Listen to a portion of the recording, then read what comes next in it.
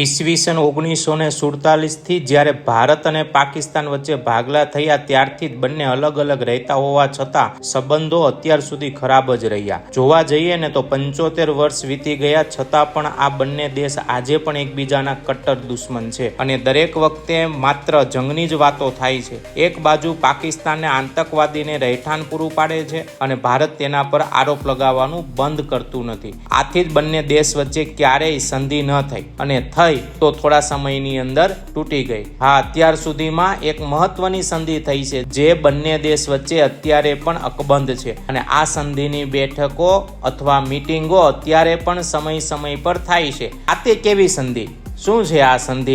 આ બંને દેશની વાતો આજે મારે આ વિડીયોમાં કહેવી છે. એ જ નાનો વિડીયો અને એ જ છેલ્લે સુધી જોવાની વાત. મિત્રો, હું જે સંધિની વાત કરું છું તે છે સિંધુ જલ સંધિ. ભારત પાકિસ્તાનના ભાગલા પછી લગભગ બંને માટે ઘણી મુસીબતો હતી.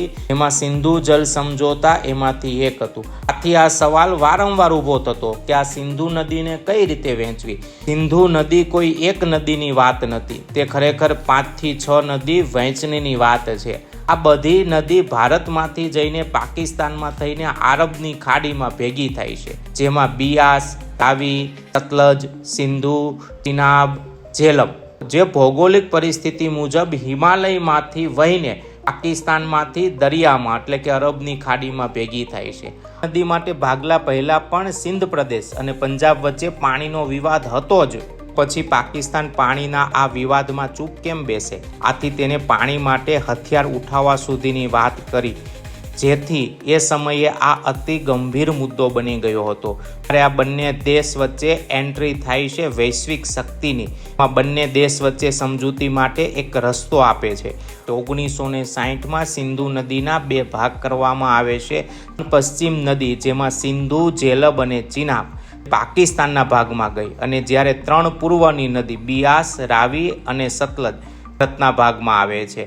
તને લાગે છે કે આ બરાબરની સમજૂતી છે, પરંતુ હકીકતમાં તો એ છે કે 80% જેટલું પાણી ભારત પાકિસ્તાનને દેવા હજી પણ થઈ જાય છે. આ સિવાય ભારતે પાકિસ્તાનની પશ્ચિમી નદીમાં નહેરો બનાવવા 83 પાઉન્ડ સ્ટર્લિંગ પણ એ સમય દરમિયાન આપ્યા. સાથે પૂર્વની નદી પર પશ્ચિમ નદી માટે અગત્યની જગ્યાઓ જતી પણ કરી. આ સમજૂતી મુજબ સિંધુ, ચેનાબ, ઝેલમ નદીમાં પાણીનો 20% ઉપયોગ ભારત કરી શકશે, જ્યારે પાકિસ્તાન ભારતમાં વહેતી તમામ નદીમાંથી 3 નદીનું 80% પાણીનો ઉપયોગ કરી શકશે. તેમજ સતલજ, રાવી અને બીનાસ નદીમાં 80% ભારત અને બાકી વધે તે 20% પાકિસ્તાન કરશે. બંને વચ્ચે સમજૂતી શું કામ થઈ? શું પાકિસ્તાનને કંઈ બીક હતી? તો એક વાત તો એ છે કે આ તમામ નદી ભારતમાંથી વહે છે. જો ક્યારેક યુદ્ધ થાય તો તેમને પાણી વગર રહેવું પડે અને તરસ્યા મરી પણ જાય. અને અતિવૃષ્ટિમાં કદાચ ભારત પાણી છોડે તો પાકિસ્તાનને કદાચ ડૂબાડી પણ દે. બસ આ જ બીક હતી, જેથી પાકિસ્તાને વૈશ્વિક શક્તિની મદદથી 1960માં ભારત સાથે સિંધુ જલ સંધિ પર સહી કરી. ત્યારે પણ કાશ્મીરનો મુદ્દો હતો જ, જે તે સમયે સોલ્વ ન થયો, પણ પાકિસ્તાન આ સંધિમાં બાજી મારી ગયું. ભારત માટે તો કહેવાય છે ને કે પાણીના 5 પુણ્ય. તો ભારત કઈ રીતે પાડોશી દેશને પાણી ન આપે? એ વિચાર એ સમયે ભારતના હતા જ નહીં અને પાણી ભારત આપે જ. હા, એકવાર ભારત અને એકવાર પાકિસ્તાનમાં આમ વારાફરતી બેઠકો થતી હોય છે, જેમાં સરકાર ઉપરાંત એન્જિનિયર અને તેના ટેકનિકલ જે વ્યક્તિઓ હોય છે ને એ બેઠકની અંદર ભાગ લે છે. એમાં વોટર ફ્લો ડેટા, પાણીનો પ્રવાહ, વરસાદની સ્થિતિ વગેરેની વાતો થાય છે. બંનેના એક્સપર્ટ પોતાની વાત રાખે છે. આ સાથે આ સંધિ સંબંધિત ઘણી મુશ્કેલીઓ આવી, જેમાં 1978માં સલાલ ડેમ વિવાદ થયો અને તેનું નિરાકરણ લાંબા સમય પછી થયું. પછી બગલીહાર ડેમ મુદ્દો, જે 2007માં વિશ્વ બેંકને મધ્યમાં રાખી સોલ્યુશન લાવ્યા. પછી કિશન ગંગા પરિયોજના, જે મુદ્દો આંતરરાષ્ટ્રીય કોર્ટ સુધી પહોંચ્યો હતો. તો આવા અનેક મુદ્દાઓ પછી પણ રહ્યા જ હતા. આ સંધિ અટકાવીને ભારત શું કરી શકે છે? આપણે રેગ્યુલર પાણીના ડેટા એમની સાથે શેર કરતા હોય, જે હવે બંધ કરીશું. વોટર ફ્લો ડેટા તરીકે ઓળખવામાં આવે છે, જેથી તેમાંથી વોટર ફ્લો ક્યાંથી આવે છે, મેનેજ કઈ રીતે કરવું વગેરે એમને ખબર નહીં પડે. એ નદીનું પાણી વાપરવાનું પર હવે પ્રતિબંધ નથી. આથી એ નદીનું પાણી આપણે વાપરી શકીશું. તેના પર ઇન્ફ્રાસ્ટ્રક્ચર કરવાનો પ્રતિબંધ હવે નથી, જે હવેથી કરી શકીશું. પાણી ડાયવર્ટ કરવું, ચેક ડેમ, મોટા ડેમ વગેરે બાંધવાની કામગીરી પણ આપણે વ્યવસ્થિત રીતે કરી શકીશું. બીજું એક અગત્યનું રિઝર્વાયર ફ્લશિંગ.